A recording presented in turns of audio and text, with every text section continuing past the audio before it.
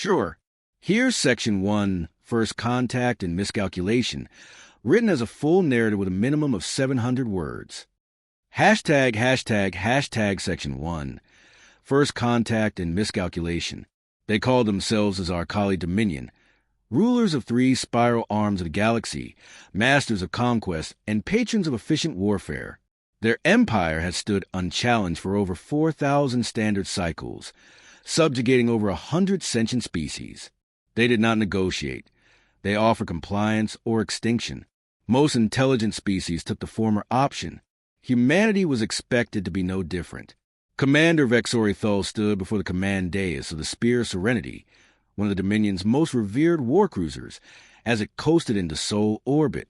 A dozen more ships followed in formation, sleek, black, organically curved vessels, bristling with weapons invisible to human eyes. A show of dominance. A tradition more than necessity. Status report. Thol said, his voice a low rasp through the translator node. Planetary scans complete, replied Sub-Analyst Kren. Surface is disorganized. Patchwork civilization. No global defense grid. Primitive fission-based weaponry. In limited deployment. No orbital threat. Thol's mandibles twitched in disdain. Barely even a world. It's amazing it has held itself together this long. Should we issue the demand, Commander? Thol nodded. A pre-recorded message, translated into 20 Earth languages, was transmitted to every satellite, radio tower, and internet hub on the planet. Inhabitants of Terra, you are now under the authority of the Zarkali Dominion. Surrender your leadership structures and planetary control. Resistance will result in obliteration. You have 1 Earth rotation to comply. Then they waited. The humans responded with silence. No return transmission. No surrender beacon. No emissaries. Instead, they fired. The first missile came from a small military base in the desert, the kind Zarkali thought was long abandoned. It arced upward in a shaky path and exploded well before reaching orbital height, intercepted automatically by Dominion shielding systems. The bridge of the spear chuckled in chorus. Thol turned to his officers. Standard procedure. Disable key infrastructure, communications, energy, military clusters. No need for excessive force. We'll pacify the planet by the next cycle. He might have been right. If it were any other species. Over the next few hours, alien strikes were clean and decisive. Satellites fell from orbit. Power stations were hit with pinpoint plasma bursts, causing cascading failures across cities. Naval fleets were neutralized before they could even mobilize. Invasion drones were dispatched, marking key urban centers for potential occupation. Yet something felt off. By Earth's 3rd hour of blackout, strange patterns began to emerge. Commander, Kren reported, eyes wide. I'm detecting mass movements across the surface. Not military grade, but civilian vehicles, cargo planes, off-grid frequencies spiking. Something is happening. Refugees. Not likely. These are coordinated. Cities going dark one moment, then transmitting makeshift radio pulses from somewhere else. It's like they're adapting. Thol frowned. Primitive minds shouldn't react as fast. Then came the unexpected loss. It was a patrol cruiser, Nectar 1 *, hovering low over the Rockies. It was scanning for resistance pockets when a projectile from a jet, an F-35, based on their database, hit it square in its underbelly. No missile that size should have pierced its Zarkali hull, Kren muttered, analyzing the explosion frame by frame. The humans, they attached some kind of magnetic warhead, embedded with tungsten shards and directed plasma. It bypassed the shields entirely. Where did they get the design? Impossible, Thol growled. They're scavengers. This is a fluke. Then explain this, Kren said, bringing up footage from another quadrant. A Zarkali drone pod, invulnerable to radar, had been sniped midair by a railgun, an experimental weapon the Dominion didn't think humans could operate, much less deploy in the field. In a bunker somewhere in Colorado, American and Russian scientists had reactivated a black-budget prototype. It had fired once, just once, and the aliens noticed. What Thol and the Dominion failed to understand, what no scan, no data intercept, no cultural analysis ever revealed, was that humans were not just a warlike species. They were a desperate one. They didn't fight with protocol or honor. They fought like animals with nothing to lose. They fought with fury, innovation, and terror. Most civilizations, when invaded, broke. Humanity adapted. Within 12 hours, pockets of resistance had formed in unexpected places: South African highlands, Mongolian plains, even abandoned oil rigs in the Pacific. Militias, special forces, and civilians alike were exchanging tactics, data, and equipment through a decentralized mesh net built by amateur hackers using scavenged parts. The Zarqali began losing drones. Then dropships. A destroyer in low orbit was hit by a targeted EMP blast launched from a high-altitude balloon. Tho watched, now more curious and furious. Send in a second wave. Full firepower. Target their capitals if necessary. And if they still resist? Kren asked. Tho's mandibles clicked. Then we remind them what annihilation feels like. But in that moment, Tho made his second critical miscalculation. He thought Earth still had capitals. He thought humans still needed them to fight. He didn't yet understand that they were no longer facing a disorganized species. They were facing a world. A unified response was brewing, not from governments, but from people. And the Zarqali had just given them a reason to become monsters. Word count / 815 words. Let me know if you'd like to proceed with Section 2. What they call war next. Certainly. Here's Section 2. What they call war, with a minimum of 700 words. Continuing the story from Section 1. ### Section 2. What they call war. The Zarqali had come expecting submission. What they got instead was chaos. But not the kind they were used to exploiting. This was weaponized chaos. Within 24 hours of the first orbital strikes, Earth's governments, fragmented, often at odds, and deeply suspicious of one another, initiated what would later be called Protocol Black Sky. It was never meant to be used. It was barely more than a paranoid contingency designed in the wake of the Cold War, collecting dust in hard drives and sealed bunkers. But the moment humanity's satellites went dark and orbital heat signatures were confirmed as not terrestrial, the plan activated, not by command, but by consensus. Across the globe, underground servers came online. AI monitoring systems linked intelligence agencies, rogue networks, and military installations without going through national governments. They distributed real-time data on alien movements, gravity distortions, energy spikes, and electromagnetic anomalies. Encryption keys, once locked under nuclear protocols, were suddenly free-floating, passed between soldiers, hackers, and even civilians. The Zarqali interpreted the lack of central leadership as a sign of Earth's disorganization. But humans had never relied on centralized control for survival. They survived through adaptability, instinct, and cooperation under pressure. In Nairobi, a university professor used salvaged drone parts to build a makeshift jamming system that disrupted alien communication in a 50-kilometer radius. In Sao Paulo, street gangs coordinated supply drops with retired military units, ferrying weapons and injured civilians using underground tunnels and hijacked delivery trucks. In the Pacific Northwest, an ex-Marine sniper and a teenage programmer used a weather balloon to deploy a cluster of hacked commercial satellites, re-establishing a narrowband communication array. No one asked permission. No one waited for orders. Humanity simply fought back. The Zarqali began experiencing losses, not catastrophic, but unusual. Dropships disabled. Ground troops ambushed. An entire forward operating base in Nevada went dark, later found rigged with thermobaric traps using fertilizer and jet fuel. Commander Tho had no understanding of what was happening. His tactical officers were trained to assess military strength in terms of structure, hierarchy, doctrine. But Earth's war wasn't being led by generals anymore. It was led by engineers, school teachers, hackers, and factory workers. The kind of people who could turn a tractor into a tank or a satellite dish into a weapon. They didn't fight to win. They fought so the next group could fight better. The first major blow to the Zarqali came at the Battle of Kamchatka.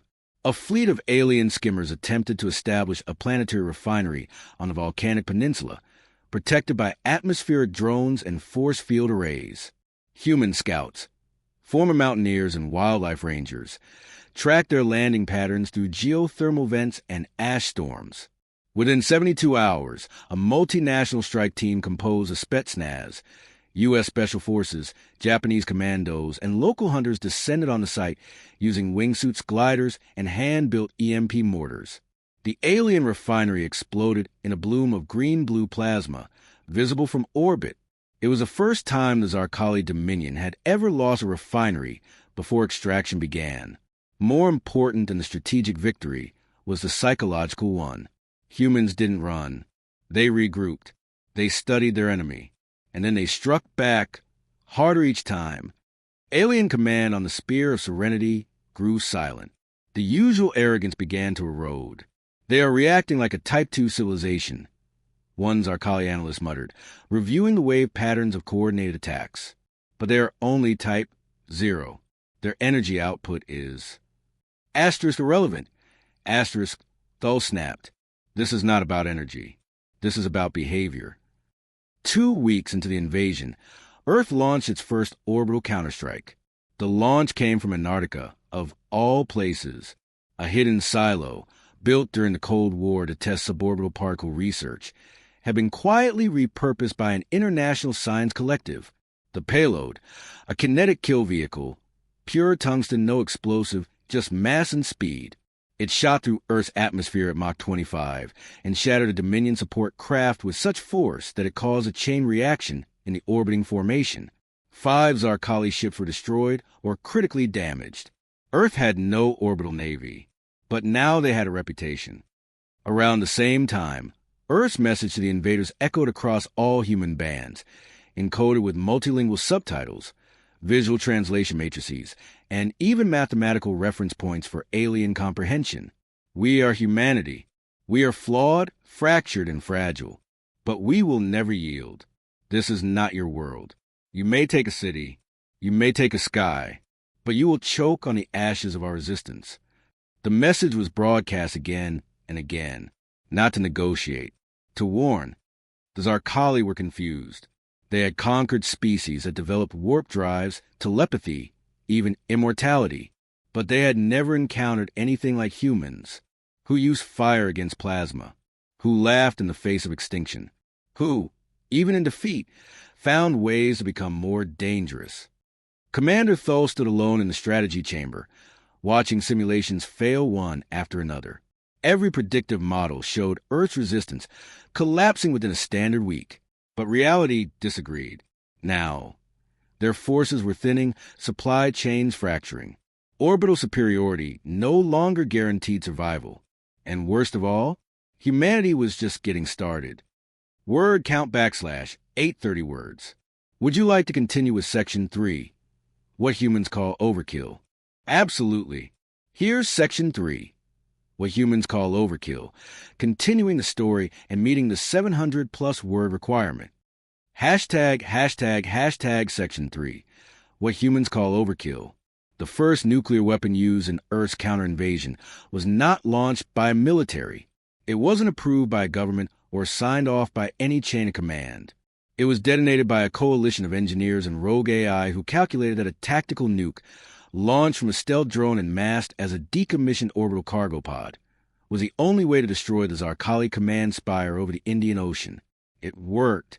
The detonation obliterated the alien command node, a towering spire of exotic alloys and gravity-bending coils.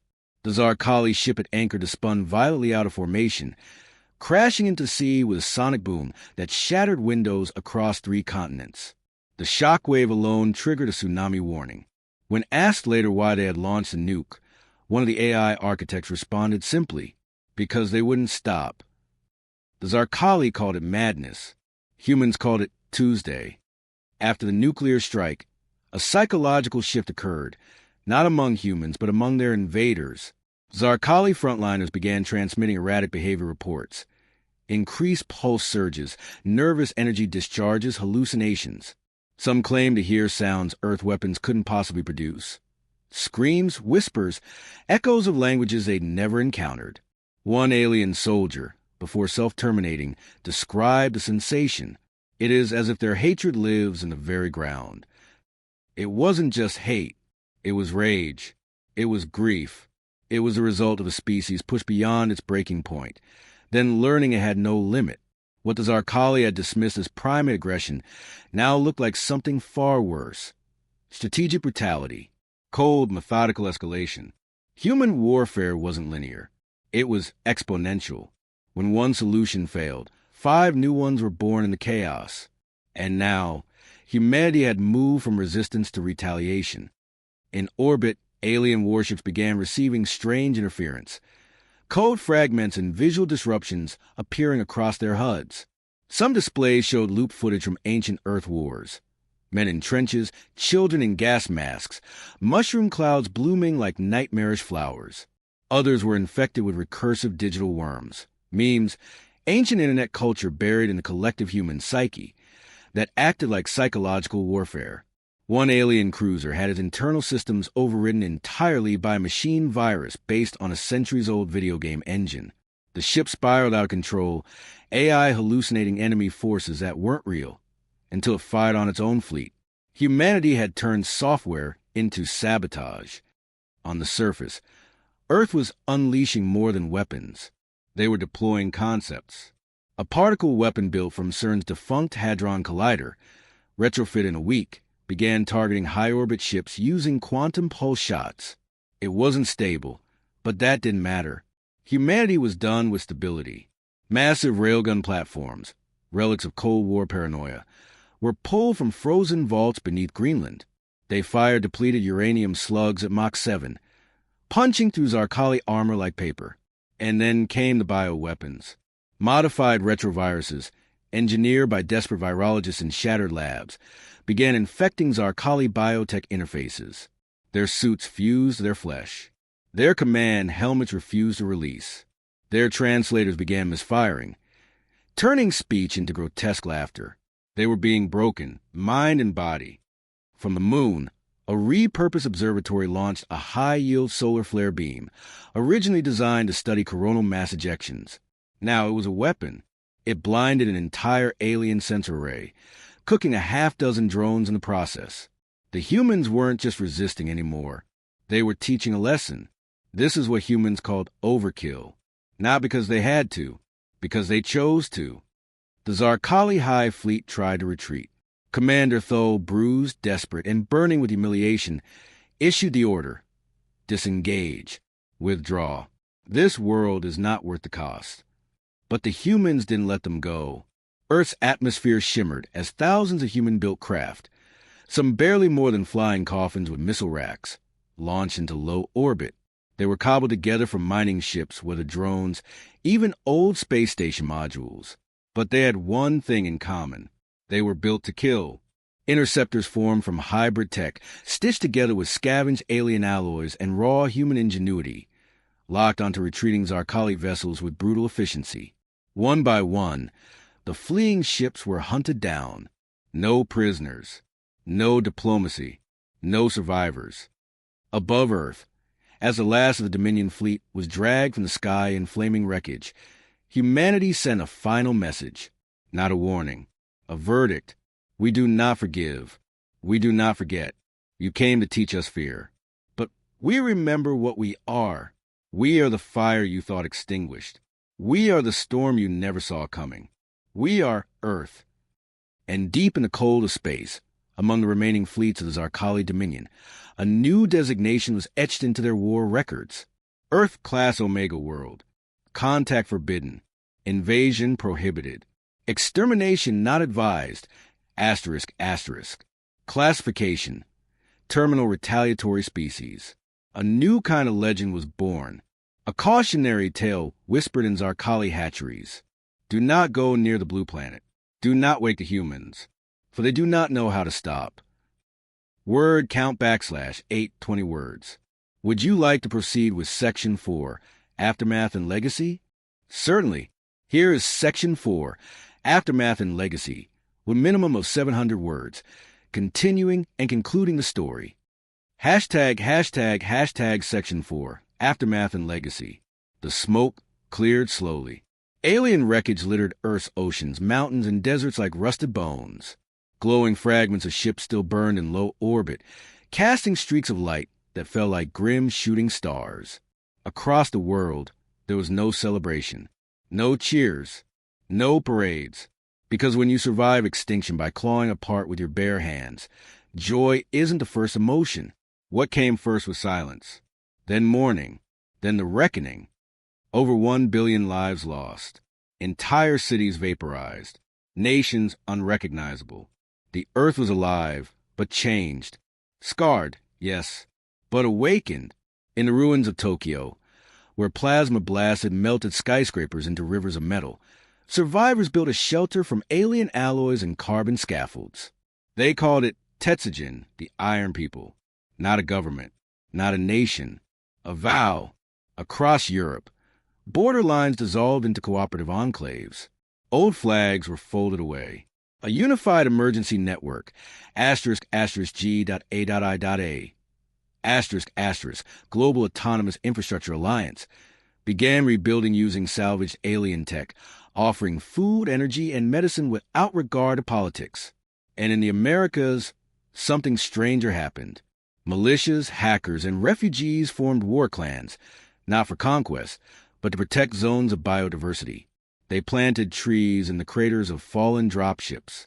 They reprogrammed Zarkali nanobots to purify air and soil. And when asked why they guarded these places, their answer was always the same. We're not just surviving. We're becoming something new. In orbit, the remains of Earth's ad hoc space fleet began organizing under one name, Project Firebreak. No longer scavengers, humanity had become spacefaring overnight. The alien wreckage yielded new elements, faster-than-light theories, and gravity-bending tech far beyond anything Earth had imagined. But they weren't building warships anymore. They were building warnings. Beacon stations were erected at the edge of the solar system, not to send messages to aliens, but to make statements. This world is defended. We did not want this war. But if you bring another, we will finish it. For the Zarkali Dominion, the aftermath was catastrophic. Entire supply routes collapsed without the Earth node. The psychic shock of so many war-lost minds rippled through their collective command structure. Civil unrest broke out on colonies that had never even heard of Earth. Fear spread like infection, because no one knew how the humans had done it. The Dominion had only ever known dominance. They had no doctrine for failure. And then the stories began. Whispers, paranoia. Humans use radiation like medicine. They strapped themselves to missiles and jumped into orbit. They poisoned our AI with music and poetry. They launched the sun at us. It didn't matter that most of these were exaggerations. Fear didn't need facts. It needed myth, and Earth had become one. 5 cycles after the invasion, an unmarked vessel drifted into an uninhabited sector. It carried no weapons, no transponders, only a single repeating signal in multiple dialects. A Zarkali patrol intercepted it, fearing another human weapon. But it wasn't a bomb. It was a record. Dozens of human voices speaking not with threats, but truth. Doctors, farmers, pilots, mothers, children. Each voice described the cost of war. Each one a quiet plea, leave us alone. We will not ask again. The message was archived in Dominion records. No response was ever sent. The Zarkali avoided the system after that. Back on Earth, humanity faced a different question. Not how to rebuild, but what to become. Some wanted peace. Others, revenge. Many just wanted to understand how close they had come to extinction and how far they'd gone to stop it. In universities rebuilt from glass and graphene, children studied xenostrategy, psychological warfare, and adaptive resistance. They weren't being raised to fight. They were being raised to remember.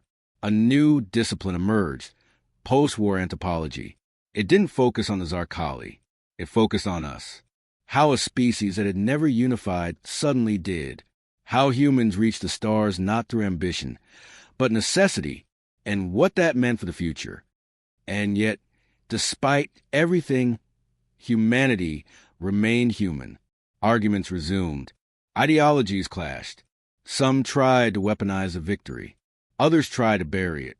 But in every city, every country, every culture, one thing remained constant: the memorials. Sometimes they were statues, etched from alien alloys. Sometimes just names carved into stone or holograms floating in public squares. But in every case, they bore the same phrase, translated into hundreds of tongues. They came to break us. Instead, they made us whole. In a quiet valley in what was once Switzerland, a single alien blade sits embedded in the ground, a relic from the final drop pod to reach the surface. No one touches it. No one removes it. It remains there as a reminder, not of death, but of what it cost to stay alive. Because now the stars were watching, and Earth was ready. Word count / 820 words. Let me know if you like a full compiled version of the story or help with formatting it for publication or sharing.